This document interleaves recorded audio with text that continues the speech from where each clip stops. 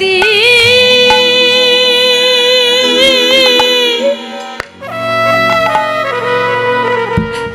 করে দিও না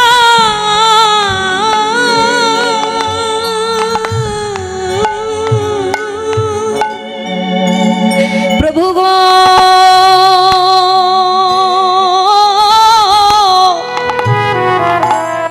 জানো তোমার চরণ ছাড়া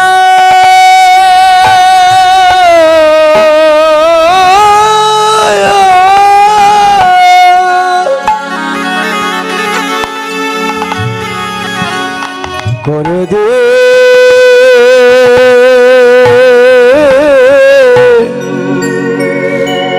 করে দিও না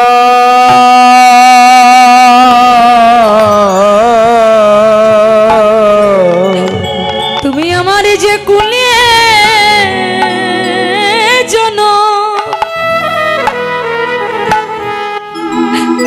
জন্ম দাও না কেন তোমার ওই চরণ ছাড়া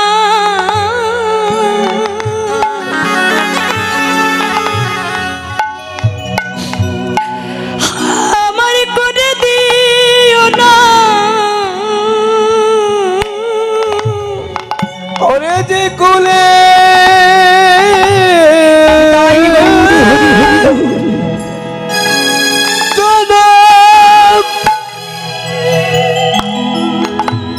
জন্ম দাও না কেন তোমার চরণ ছাড়া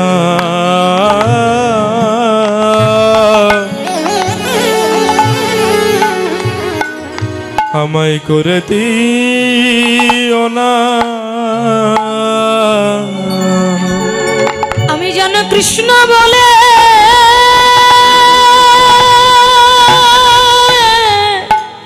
হা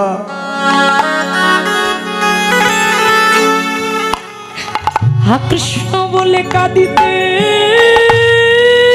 পারে। এই বাসনাটা আমাদের প্রতি প্রত্যেকের হওয়া উচিত। মানবকুলে জন্ম নিয়েছে শুধু চাকরি বাকরি করবার জন্য নয়, কৃষ্ণ বলে কাদার জন্ম হলো মানব জন্ম। আমি যেন কৃষ্ণ কৃষ্ণ বলে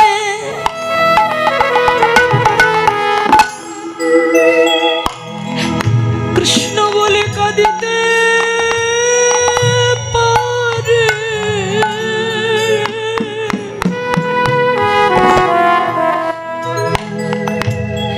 আমারই তুমি যে কুলে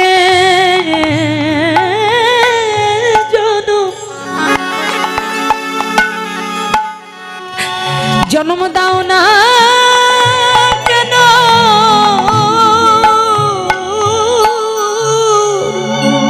আমি যেন কৃষ্ণ বলে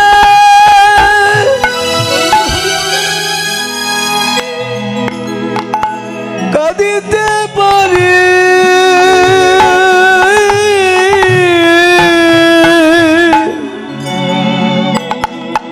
যে কুলে জন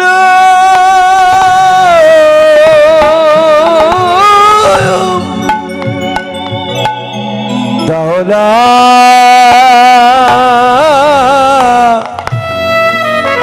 দাও না কেন শুধু এ জন্মে নয় জন্মে জন্মে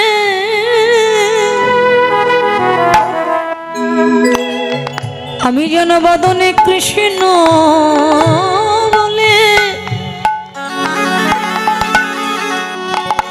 গৌর হরির চরণ দুটি হৃদয় কমলে জড়িয়ে ধরে বলেছিলেন, প্রভু চাওয়ার মতো তো তোমার কাছে আমার কিছু নাই, আমি শুধু এই ধন চাই, এই জন্মে নয়, প্রতি জন্মে জন্মে তুমি যে কোলে জন্ম দাও আমি যেন কৃষ্ণ বলে কাঁদতে পারি। প্রভু আমি আর একটা জিনিস চাই, তুমি আমাকে দেবে? কি চাও? বিষ্ণুপ্রিয়া বলেছিলেন, প্রভু আমি কি চাই জানো? তুমি যে খরমে ওপরে দাঁড়িয়ে আছো,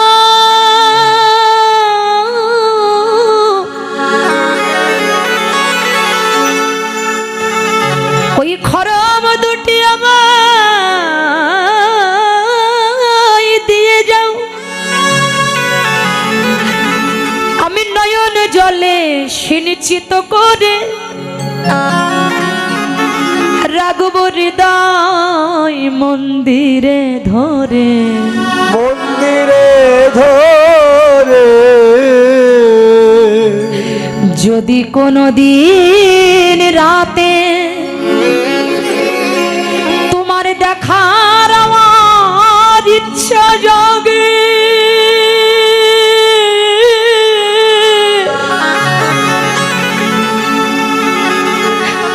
আমি ডাকবো দয়াল প্রভু তোমার নাম ধরে,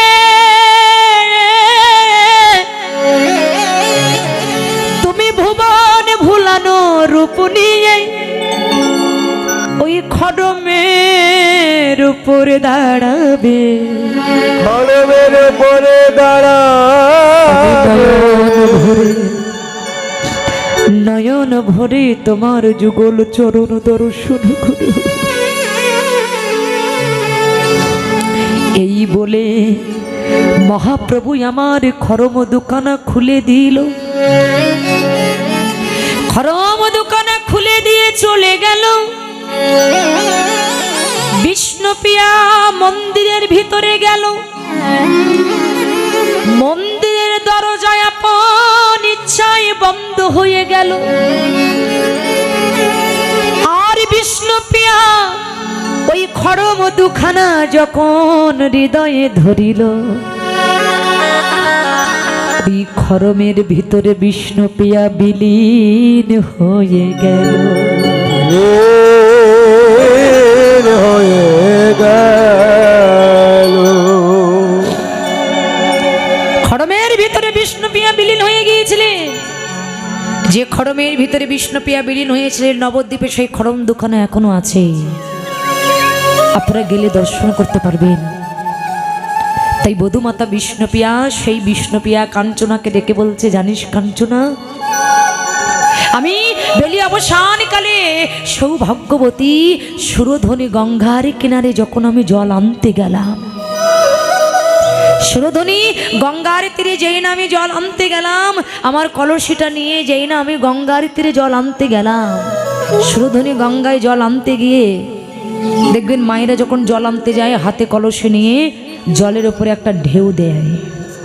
বধূমাতা বিষ্ণুপ্রিয়া কলসিটা হাতে নিয়ে ওই সুরধনী গঙ্গায় যেই না ঢেউ দিলেন, আর ঢেউ দেওয়ার সঙ্গে সঙ্গে যেই না কলসিটা ডুবাতে যাবে, ঠিক পিছন দিক দিয়ে কে যেন চিৎকার করে উঠলেন, হরি বল, হরি বল, হরি বল, হরি বল, হরি হরি বল।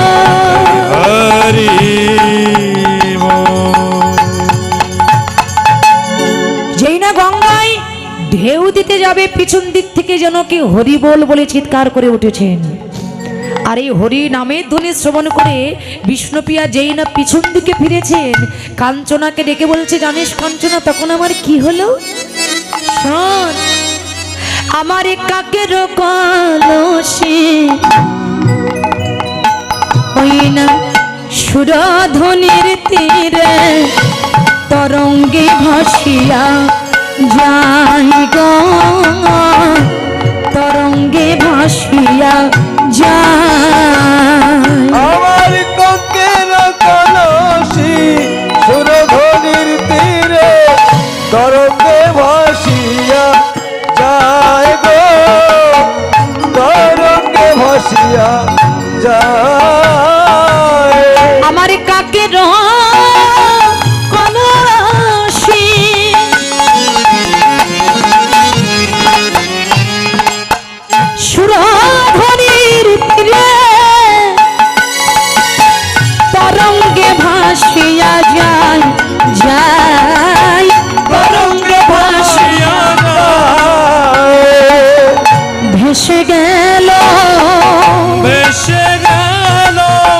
ভেসে গেল এসে গেল আমার কাকের কলসি ভেসে গেল আমার কাকের কলসি ভেসে গেল সুরধ্বনি গঙ্গায় যান আনিতে গিয়ে কাকের কলসি ভেসে গেল সুরধনি গঙ্গায় জল আনতে গিয়ে কাকের কলসি ভেসে গেল সুরধ্বনি গঙ্গায় যান আনিতে গিয়ে কাকের কলসি ভেসে গেল সুরধনি গঙ্গায় জল আনতে গিয়ে কাকের কলসি ভেসে গেল ওই তরঙ্গে ভাসিয়া যায় গো তরঙ্গে ভাসিয়া যায় এগো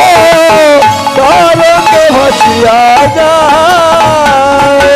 বধুমাতা বিষ্ণুপ্রিয়া কাঞ্চনাকে ডেকে বলছে, কাঞ্চনা আমি যেই না এই সুরধ্বনি গঙ্গায় যেই না ঢেউ দিলাম, হঠাৎ পিছন দিক থেকে তাকিয়ে দেখি হরি বলে চিৎকার করে উঠলেন। কে না আমার গৌরাঙ্গ মহাপ্রভু হরি বলে চিৎকার করে উঠলেন। আর যেই না হরি বলে চিৎকার করে উঠেছে, ওই রূপে নয়ন দেওয়া মাত্রই আমার হাতের কলসিটা কখন যে সুরধ্বনি গঙ্গায় ভেসে গেল আমি নিজেও জানতে পারলাম না। আর ওই রূপ দেখে আজ আমার এমন অবস্থা, সেই রূপে নয়ন দিয়ে আমার এমন অবস্থা। মধুমাতা বিষ্ণুপ্রিয়ার কথা শ্রবণ করে কাঞ্চনা বিষ্ণুপ্রিয়াকে ডেকে বলেন, আরে বিষ্ণুপ্রিয়া, আরে যে রূপ দেখে তোর এমন অবস্থা, যে রূপ দেখে তোর জীবনে যৌবন মন প্রাণ তুই যার চরণে অর্পণ করে দিলি, আচ্ছা তুই সেই মানুষটাকে ভুলতে পারিস না? মধুমাতা বিষ্ণুপ্রিয়া কাঞ্চনাকে ডেকে বলেন, ওরে কাঞ্চনা, তাকে ভুলতে চাইলে কি ভোলা যায়? তোরা এমন কথা বলিস না, শোন। ও বলো লোনা সয় না বলিও মোরে মোরে গো ও বলো লোনাশই না বলি ও মোরে মোরে গো গৌরাঙ্গ চাঁদের ছাড়িতে না দেব গৌরঙ্গ চাঁদের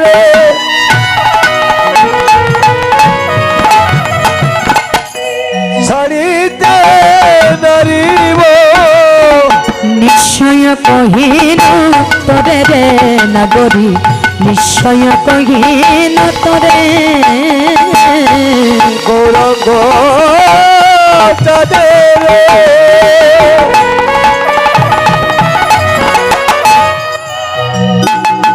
ছাড়িতে নারিব নিশ্চয় কহিনু তোরে রে নগরী, নিশ্চয় কহিনু তোরে নানা গৌর ছাড়তে পারবো না সয়, নানা গৌর ছাড়তে পারবো না সয় নানা গৌর ছাড়তে পারবো না সয়, নানা গৌর ছাড়তে পারবো না সয় তোরা যে যাই বলি সে তাই বল না, আমার গৌর ছাড়তে পারবো না সয়। তোরা যে যাই বলি সে তাই বল না, তোর ছাড়তে পারবো না সই নিশ্চয় কহিন তোরে রে নগরী, নিশ্চয় কহিনু তোরে আর নিশ্চয় করিন তোরে রে না করি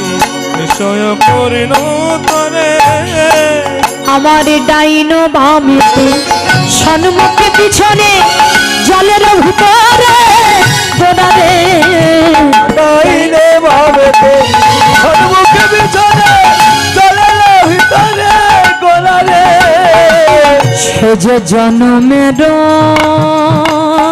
মতো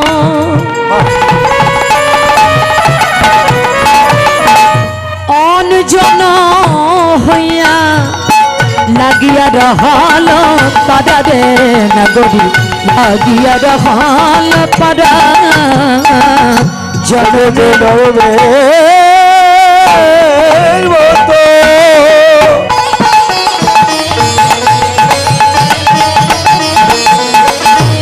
অঞ্জনা হইয়া লাগিয়া রহল পারে নগরী লাগিয়া রহল পারা সে যে হয় না কভু নয়ন ছাড়া সে যে হয় না কভু নয়ন ছাড়া সে যে হয় না কভু নয়ন ছাড়া সে যে হয় না কভু নয়ন ছাড়া সে যে দুটি নয়নের কাজল পারা হয় না কভু নয়ন ছাড়া দুটি নয়নের কাজল পারা হয় না কবু নয়ন ছাড়া লাগিয়া রহল পারা রে নগরী লাগিয়া রহল পারা লাগিয়া রহল পারা রে নগরী লাগিয়া রহল পারা বলছে শোন তোরা তো আমার গৌরকে ছাড়তে বলছিস কিন্তু শোন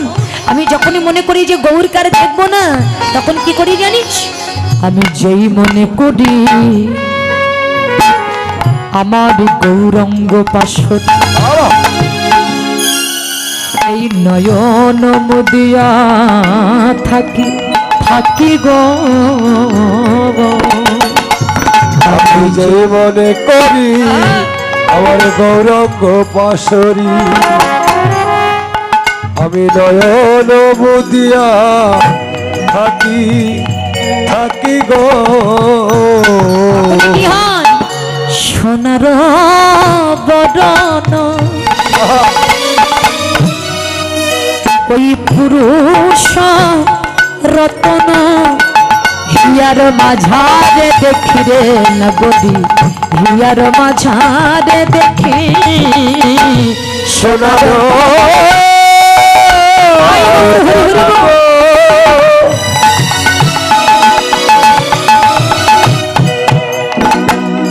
পুরুষ রতন হিয়ার মাঝারে দেখিলে নগরী হিয়ার মাঝারে দেখি যখন তোরাও দেখিবি তখনই ভুলিবি আমার মতন হবি রে নাগরী তোরাও ভুলিবি তোরাও ভুলিবি আমার মতন হবে রে নগরী তোরাও দেখিবি তখনই ভুলিবি আমার মতন হবি রে নাগরী জনমের মতন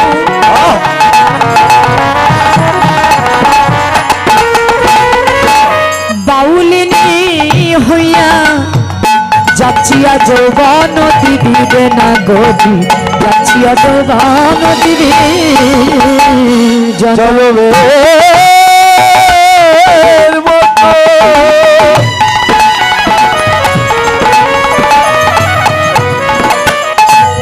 বাউলিনী হইয়া যাচ্ছিয়া যৌবন দিবি নগরী যাচ্ছিয়া যৌবন দিবি তোরা কেঁদে কেঁদে বেড়াইবি তোরা কেঁদে কেঁদে বেড়াইবি তোরাও কেঁদে কেঁদে বেড়াইবি তোরা কেঁদে কেঁদে বেড়াইবি আহা গৌর প্রাণ গৌর বলে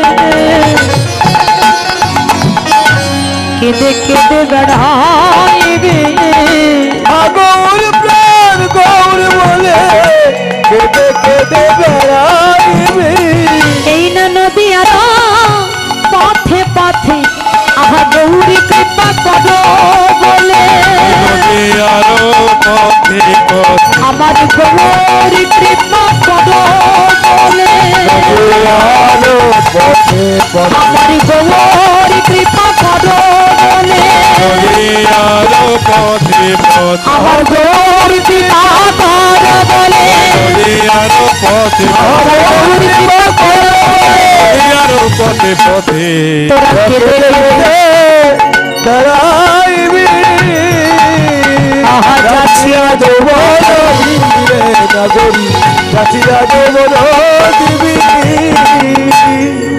হরি, আজকে তোরা তো বলছিস যে গৌরকে ভুলতে, কিন্তু তাকে কি ভোলা যায়? হ্যাঁ, তাকে তো বলা যায় না। তাই বধূমাতা বিষ্ণুপ্রিয়া কাঞ্চনাকে ডেকে বলছে, কাঞ্চনা, দামিনী দাম দমন রুচি দর্শনে দূরে গেও দর্পকো দাম। বাবা, যার ভিতরে এত দর্প ছিল তিনি কে? যে আমি ত্রিভুবন বিজয়ী বীর, আমার মতো বীর এই জগতে আর কেউ নয়। যার ভিতরে বড় দর্প ছিল মাতে কে জানো? যার নাম হলো মদন। মদনের ভিতরে বড় দর্প ছিল যে আমি ত্রিভুবন বিজয়ী বীর, আমার মতো বীর এই জগতে আর কেউ নয়। সেই মদন আমার গৌরাঙ্গ মহাপ্রভুর রূপ ও মাধুর্যতা দর্শন করে জগৎ জীবকে জানিয়ে দিলেন, জগৎ জানো আমি পারলাম না। ওই রূপ দর্শন করে আমার বলতে যা কিছু ছিল, আমার এত দর্প, আমার এত অহংকার, আমার সব কিছু চূর্ণ হয়ে গেল আমার গৌর বদন দর্শন করে। আমার গৌর রূপ দেখে আমার জীবন যৌবন মনোপ্রাণ আমি সবই কিছু গৌর চরণে অর্পণ করে দিলাম। আর ওই রূপ দর্শন করে আমি আমার বলতে কোনো কিছু ধরে রাখতে পারলাম না। বলছে, শোনো কুসুমতারে কোন গনিয়ারে প্রাতর অরুণ সন্তাপ। শোনো কুসুম হলো ফুল, ফুলের সাথে তুলনা করছেন। ও মাইরা, পদ্ম ফুল দেখেছো? তার সাথে আমার গৌরকে তুলনা করছেন, গৌর বদনে তুলনা করছেন। কিন্তু বধূমাতা বিষ্ণুপ্রিয়া বলছে, শোন, জাগতিক জগতের ফুল দেখবেন অনেক ফুলের ভিতরে পোকা থাকে, আবার অনেক ফুলের গায়ে কিন্তু কাঁটাও থাকে। কিন্তু এখানে বৈষ্ণব কই পদকর্তা এক পাশে দাঁড়িয়ে সিদ্ধান্ত দিলেন যে শুধু জাগতিক জগতের ফুলে নয় গো, আমাদের দেহ ফুলেও কিন্তু কাঁটা পোকা আছে। শুধু জাগতিক জগতের ফুলে নয়, আমাদের দেহ ফুলেও কাঁটা পোকা আছে। কেমন? 5টা কাঁটা 6টা পোকা, 5টা কাঁটা 6টা পোকা, 5টা কাঁটা 6টা পোকা, 5টা কাঁটা 6টা পোকা, দেহ ফুলে আছে গাথা 5টা কাঁটা 6টা পোকা। দেহ ফুলে আছে গাথা 5টা কাঁটা 6টা পোকা।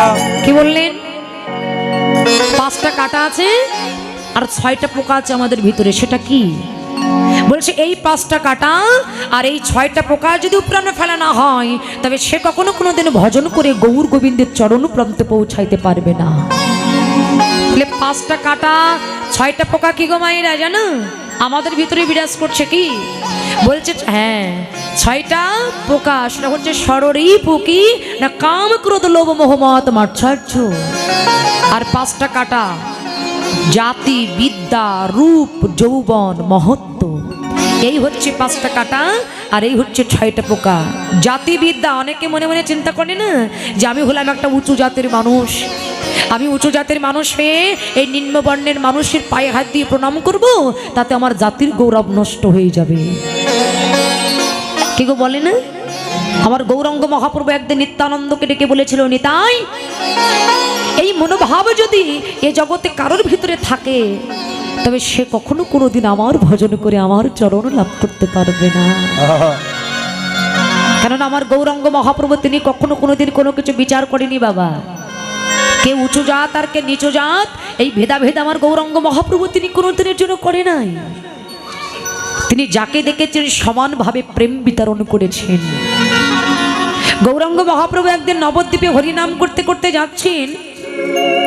নবদ্বীপের কিছু ভক্ত যারা একেবারে নিম্ন শ্রেণীর, যাদেরকে দেখলে মানুষ ঘৃণা করে, তা গৌরাঙ্গ মহাপ্রভু ঠিক সেই পথ দিয়ে হেঁটে যাচ্ছেন।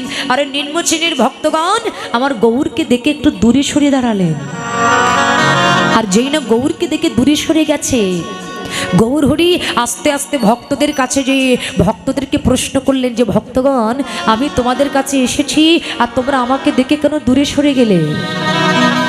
ভক্তগণ নয়নের জলে ভেসে বললেন, দয়াময়, অপরাধ নিও না, আমরা তোমাকে দেখে দূরে সরে গেছি। কেন জানো?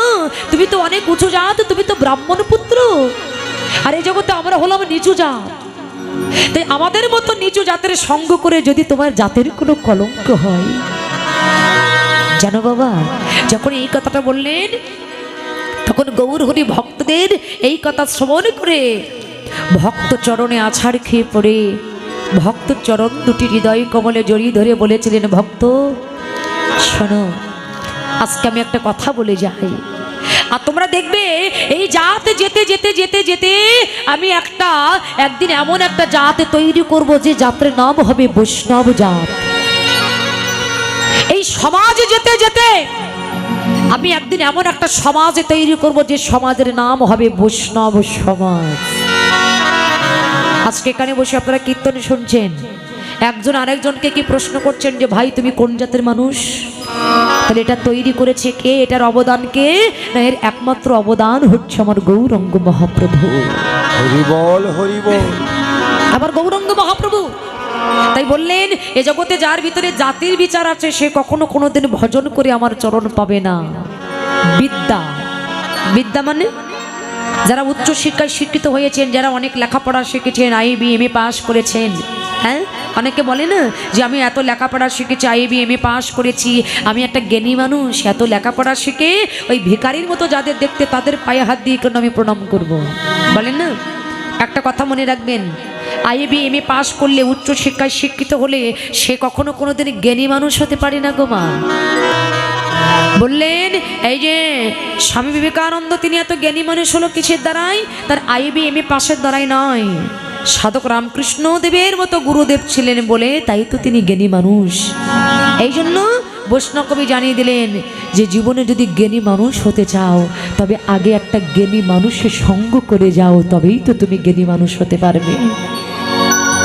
তাই বাবা, এ জগতে যদি কোনো ব্যক্তি মনে মনে চিন্তা করে যে আমি এত বিদ্যা জেনে, এত উচ্চ শিক্ষায় শিক্ষিত হয়ে, এত লেখাপড়া শিখে এই ভিখারি মতো যাদের দেখতে এদের পায়ে হাত দিয়ে প্রণাম করলাম, আমার বিদ্যার গৌরব নষ্ট হয়ে যাবে।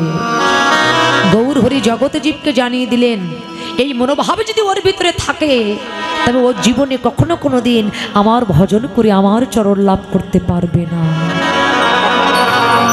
কখনো কোনো দিন সে আমার কৃপা পাবে না। এই জন্য ভগবান জগৎজীবকে জানিয়ে দিলেন এ জগতে যদি তোমরা আমার কৃপা পেতে চাও তাহলে উঁচু মাথাটা নত করে দাও সাধুগুরু বৈষ্ণবের চরণে। গৌর হরি বল। বৈষ্ণব চরণে মাথাটা নত করে দাও, যদি বৈষ্ণবের কৃপা হয়ে যায় তবেই তো তোমরা আমার কৃপা লাভ করতে পারবে। তাই বলছে যে ওই ফুলের সাথে যখন গৌর হরিকে তুলনা করছেন, বধূমাতা বিষ্ণুপ্রিয়া বলছে ফুলের সাথে আমার গৌর হরি তুলনা হবে না। প্রাতর অরুণ সন্তাপ, অরুণ মানে হচ্ছে সূর্য, সূর্যের সাথে যখন গৌরকে তুলনা করছেন, বধূমাতা বিষ্ণুপ্রিয়া কাঞ্চনাকে ডেকে বলেন, ওরে কাঞ্চনা, জাগতিক জগতে যে সূর্য যার তাপ আছে, যার সন্তাপ আছে, আর এখানে আমার গৌরব যে সূর্য যার কোনো তাপ নাই, যার কোনো সন্তাপ নাই, তাই আকাশের সূর্য নিজেই আমার গৌর চরণে এসে হার মেনেছে। আর জগৎকে জানিয়ে দিলেন তোমরা গৌরের সাথে আমার তুলনা করো না। তো বলছে সূর্যের সাথে যদি তুলনা না হয়, কাঞ্চনা বলছে এত সহজে তো আমি হার মানবো না, এখনো অনেক কিছু বাকি আছে। বলছে আর কারোর সাথে তুলনা হবে জানো? কার সাথে? বলছে শোনো, হে রিয়া সুধাকর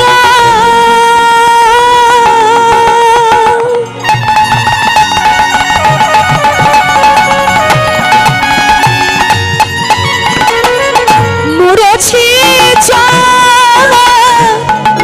চরণ তালে ওই তরুণ দশরূপ দশরূপ ধারী দশরূপ ধারী বলে তুলনা হবে রে, তুলনা হবে রে। কার সাথে? সুধাকর মানে কি জানেন? সুধাকর, হ্যাঁ হ্যাঁ, আহাই আকাশের